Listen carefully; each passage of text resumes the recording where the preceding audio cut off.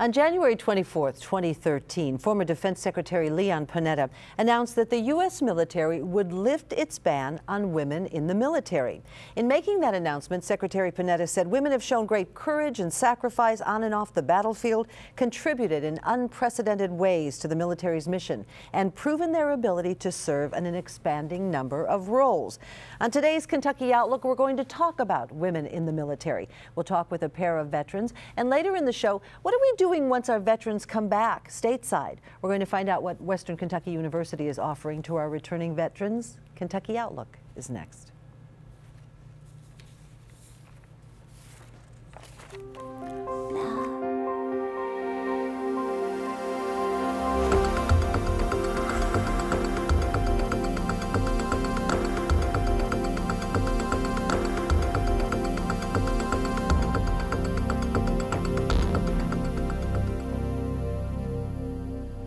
The program is Kentucky Outlook. I'm Barbara Deeb, your host. This is your weekly public affairs food, if you will.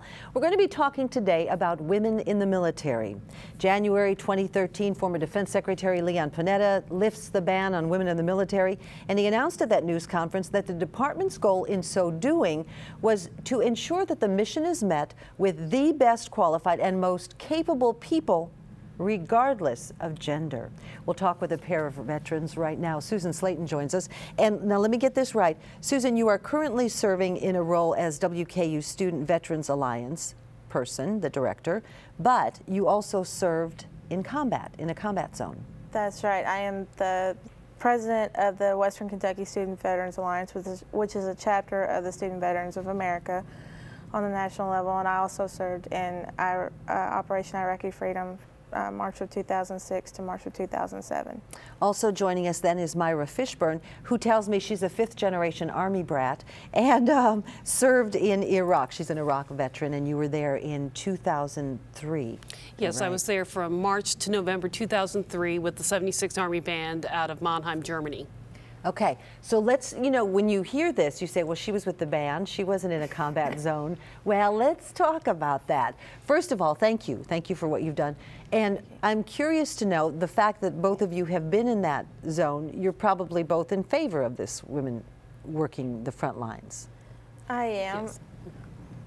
I've actually, there are jobs that have technically been in what most people would consider a front line. For a lot of what I understand of this war, there isn't actually a front line like there used to be. We don't stand up across from each other and shoot anymore. It's everywhere. It's in the streets and convoys and other things. I drove several convoys while I was a mechanic on my tour in Iraq.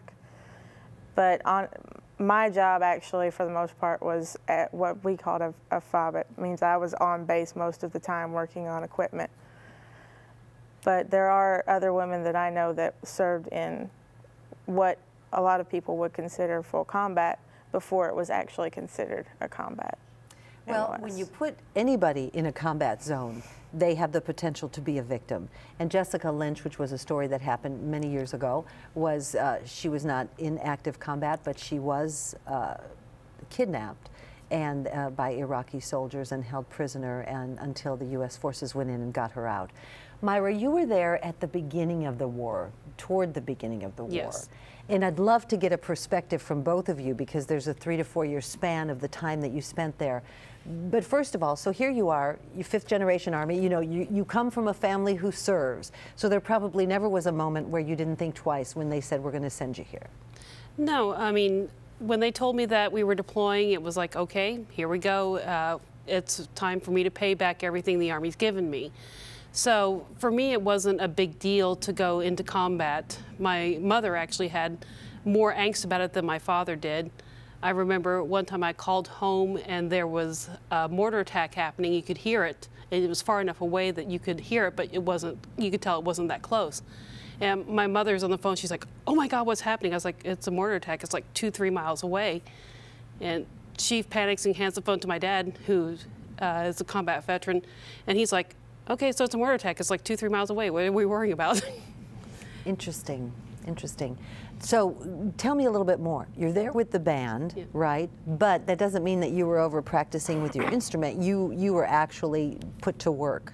Yes, we had a secondary mission of security, so we did a lot of security on the outside of the wall, checking IDs, checking to see who was allowed. Now, what do you mean by the wall, for our viewers who may not have a sense that you actually were walled in? There was a wall or a perimeter around the camp, around the security, around the top secret and secret areas, and we were in charge of this, the SCIF, which is the secret clearance facility, which is where all the headquarters and all the decisions are made. So we were in charge of making sure who could pass through, who can pass through, and then later when we went to Baghdad, we were actually on the perimeter supervising Iraqi crews that were doing construction work to rebuild walls, infrastructure that had been destroyed. Did they used to call that the green zone? Yes. Yes, that sort of turned a different color as well as things changed. As you said, there, you know, the lines, there really were no such thing as walls and lines. So you go there, you're given back to your country. This is great, I get to serve. But I mean, you had to have moments where, I mean, what can prepare you to be in a combat zone? You know, training, yes, but when you're actually there and in the trenches, share that with us. Well, for me, it was very weird, mostly because we were very isolated. At the beginning, there wasn't a whole lot of information coming in or out. So I would find out more from my phone calls home about what was happening in Baghdad than I knew from what was going around us. It was, they talk about, in the old Vietnam War films, they talk about going back to the world, and it really was a shock to leave the combat zone and go back into regular life, because you were just so isolated and so dependent on your buddies and the whole area that you had, that you come back and it's like you've gone into a completely different world. I can agree with that. I wasn't as isolated from the world whenever I was over there, because it was later in the time and they had the infrastructure. We had the MWR that had internet access and phones and things. It wasn't common in every location, but I was fortunate enough to have that. We had a satellite phone that was our little office in Fallujah that I could go call my mom at 2 in the morning, which would be when she was getting off work, but 2 in the morning for me. And how cold is it over there? Oh, it's 32 degrees. Really? It gets that cold? Yeah, Mom. Can I go to bed yet? But we were still isolated because there's so many things going on that it doesn't match up. And I remember watching TV in the DFAC, the dining facility, and we had CNN and like 2 other channels that they let us watch. And whatever they were saying, let us watch. Oh, yeah. We didn't have a choice on the TV. It's what was up there. And the CNN, whatever story they were telling was supposedly about where I was, and I'm going, I'm not sure if that happened yesterday or not, because there's no way I could tell from where I'm at. From where you're at. What about the way you were treated by your fellow officers? You referenced the fact that because you were so isolated, that's all you had to rely on. Were those people there, your comrades, if you will? Were you treated differently by male officers who had to deal with a female, for Pete's sake? Not really. The band is kind of its own unique organization. We were approximately, I'd say, 20 to 30% women in the band, as opposed to most other units where the percentage is usually a lot lower. So we didn't have any issues with being treated differently. Now, when I went outside the band, sometimes I'd get, some people wouldn't take me seriously, and a lot of it might have been because I was a lower ranking NCO. I was only a sergeant at the time in E5. And some of it might have been because I was a woman. So it's really difficult to distinguish if that would have been the case had you been a male. Right. Definitely. Any cases like that for you? For me, actually, being a mechanic, a female mechanic, is kind of outside the box. So at different points in my military career, I had a few that were, oh, there's the woman that we're going to have to carry her toolbox and everything else. But fortunately, my group, once I was around any of them for a long enough period of time, I gained their respect. There were other times I actually, a platoon's worth of soldiers from my unit when we arrived in country in Iraq was to be retasked to the gun truck missions for our battalion, and they asked for volunteers. There was actually me and another female that volunteered to go and be a part of that platoon with the gun trucks, but because we would have been attached to an artillery unit, which was an all-male combat unit, they wouldn't allow us, even though my unit was willing to put us up for the position. So because we were female, we were turned down for that. But that was before Leon Panetta's and before this. These changes are going to happen. Do either of you have children?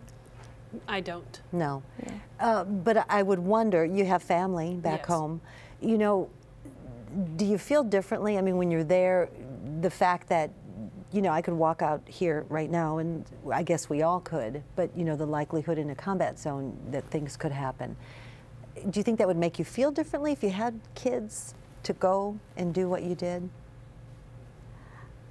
I think that it would, but I also, I left a husband at the time to go to Iraq and the rest of my family, and I signed up in 2003 knowing full well why I signed up, with intentions of being there. It would have changed some of the way I thought about things, but I still would have known that that was the right thing to do. That's where I belonged. I wanted to serve my country. So when you heard this in January, just recently, former Defense Secretary Leon Panetta has decided that we're rescinding. And again, all the rules have yet to be laid out. I mean, it's still in process, because even asking if there's going to be a draft or do women have to sign up for the selective service, Leon Panetta didn't know the answer to that. That's something that Congress is going to have to look into. But all in all, you would say to our viewers, who some of have never been on the front lines, don't know war, you've been there, you've seen it, you've witnessed it. Should women be on the front lines? Yes. I firmly believe women have the right to defend their country just as much as men do, because I know I love my country just as much as any guy I've met. And like I said, the Army had given me so much. It's given me the chance to travel, it's given me the chance to go places, to see things, to do things, meet people that I never would have done had I not joined. And giving back into that service is, one of the best things you can do. And as far as what she said earlier is about there is no front line in combat. You referenced Jessica Lynch. I was there when the whole Jessica Lynch story happened. And, that's right at the beginning. And it made a lot of us stop and think, yeah, bad things can happen to you in war, and it's more likely if you're a woman that bad things can happen. But does that mean I have any less right or any less reason to go out there and do what has to be done? No. That women have to meet the same physical standards as men now under the new order.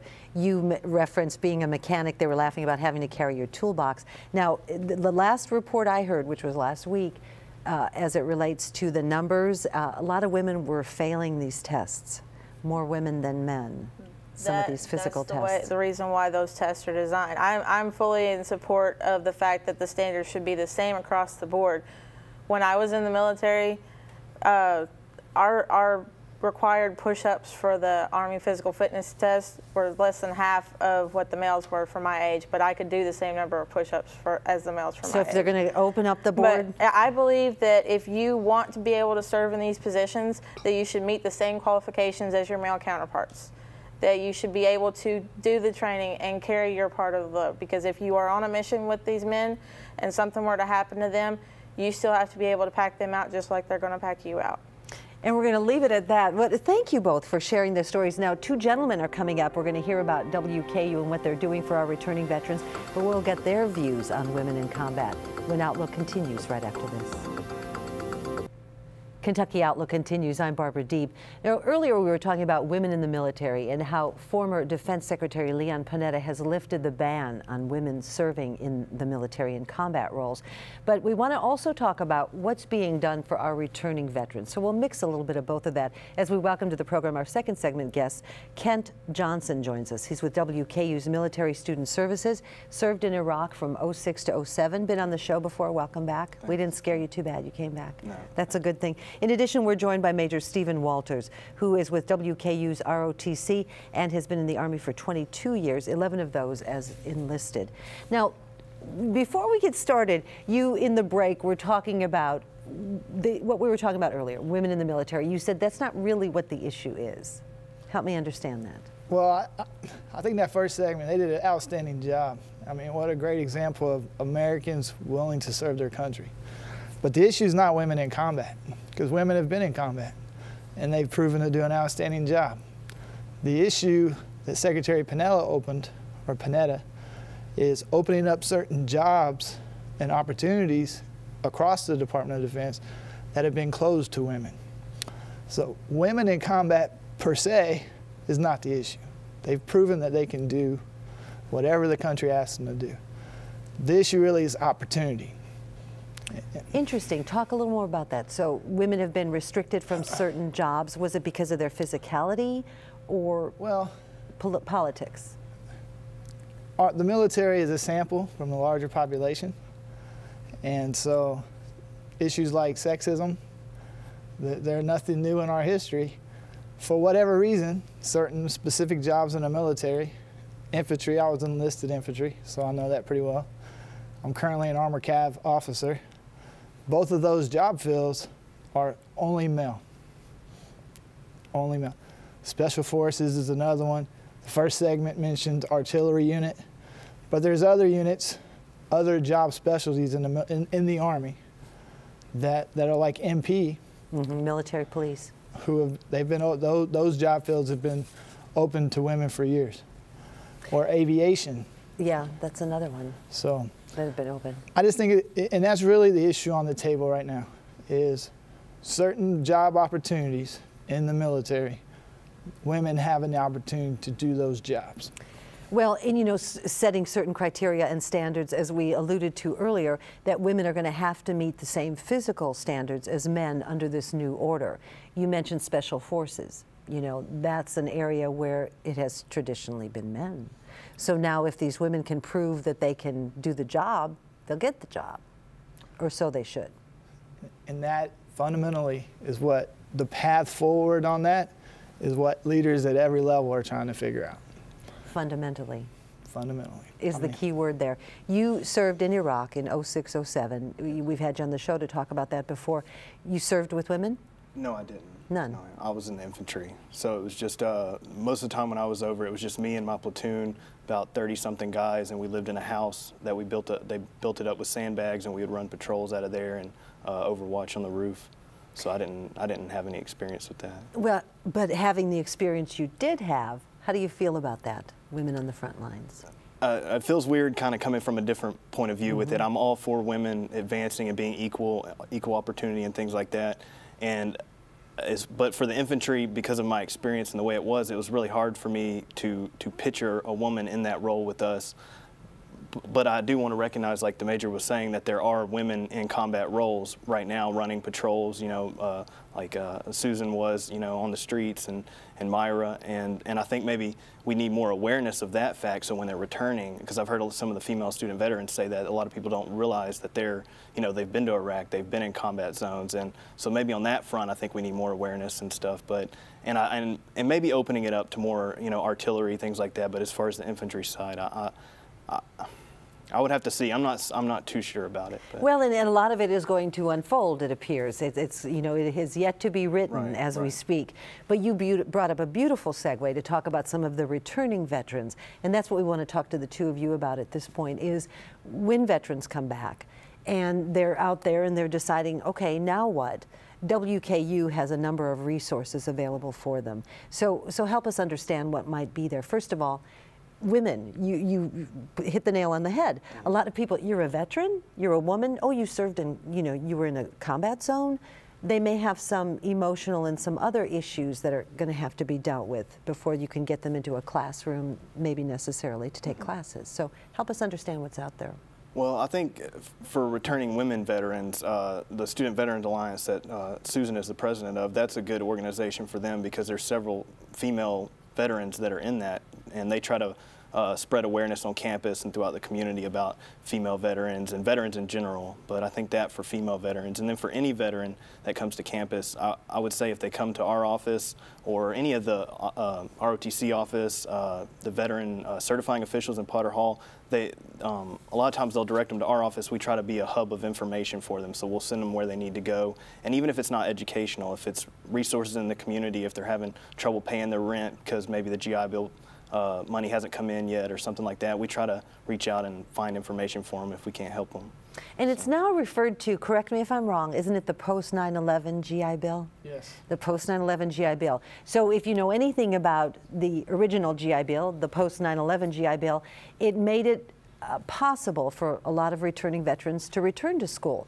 It helped to pick up the tab on some of that education and help them to retrain or retool to do something differently. In your opinion, is it doing what it needs to do? We can always do more. We can always do more. Staying focused here on WKU, I've only been here since August, but I've been amazed at all the support networks that are in place for our veterans. With the Upper Bound program, with the various student organizations, with professionals whose job it is to help military transition, not only the soldier, but their dependents or spouse, what have you. And buying books, so just those support mechanisms to ensure that at whatever level a prior military person, whether they stayed in 20 years or 2 years, they can transition into civilian life and figure out how to be successful with moving on with their education. You know, you bring up a good point, the support, the family, because the family is affected in a large part. Now, I remember when you came back, and that's an issue, you know, transitioning back into, and I think in our earlier segment, Myra referenced the fact that, you know, you don't realize you're there in this combat zone and all of a sudden, next day you're back in civilization.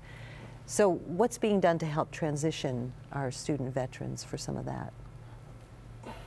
I know for me, my family actually helped me because I met my wife my last year in the military, so that kind of gave me a sense of normalcy and things like that. So a lot of times I think their families help, and then if, like I said, if they come to the campus, we'll try to find them whatever information they need, whether it's a social club or you know, to get together with other veterans and say, hey, these people are like us. I know my office, we have 3 veterans working in our office. It's I'm a Marine, Tanya Archie was Navy, and Teresa Jameson was the Air Force. So it's like Tanya always says, we're veterans helping veterans. So I think in the ROTC, a lot of those are, you know, military. Obviously, they're military, and then a lot of the cadets in their program I've found out are actually in the military as well. So I think when the students come to campus and they see these other veterans, whether it's in their classes or meeting us, you know, in our office and stuff, I think that really helps kind of. Or watching programs like this where you can get this information. But you know, you do a lot of really nice programs here, textbooks for troops. And that's in the event, like you referenced, if they cannot, books are expensive, especially college books. So if you can't afford to pay for those, you have something, it's like a recycle sort of thing? Textbooks for Troops program. And that's, I'm glad you brought that up because while we're talking about dependents and family, this summer we're actually opening up our Textbooks for Troops program for dependents of military veterans and military active and reserves.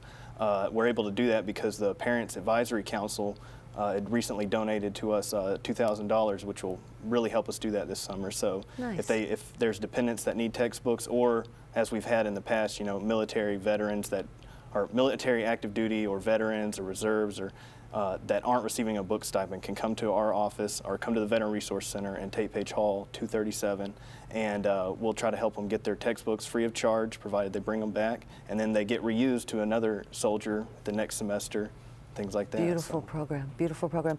Can do. What's that all about? That is a service dog that is also donated to the university and to our office.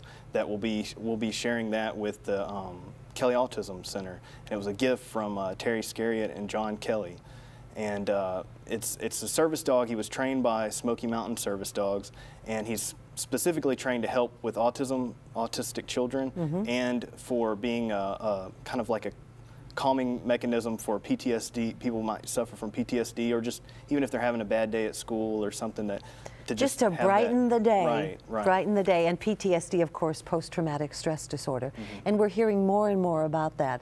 You're in the ROTC, you're working with these young people who are, you know, want that career. How do you ready them for some of these issues? You know, I mean, there's a protocol, of course, but what are you seeing in our young people today that are coming to you? Well, speaking of the young people today, I think it's important to note, because it correlates to everything. But of the American population, from the ages of 17 to 24, less than 1 in 4 even qualify for military service. Say that again, less than 1 in 4 of the 17 to 24-year-olds qualify? And so they even qualify. So about 42% don't qualify for criminal reasons or some type of medical condition. It's a large percentage that don't qualify because they can't meet the minimum academic entry-level exam standards. So about 14% don't qualify for overweight, obesity issue. So that issue is echoed in here.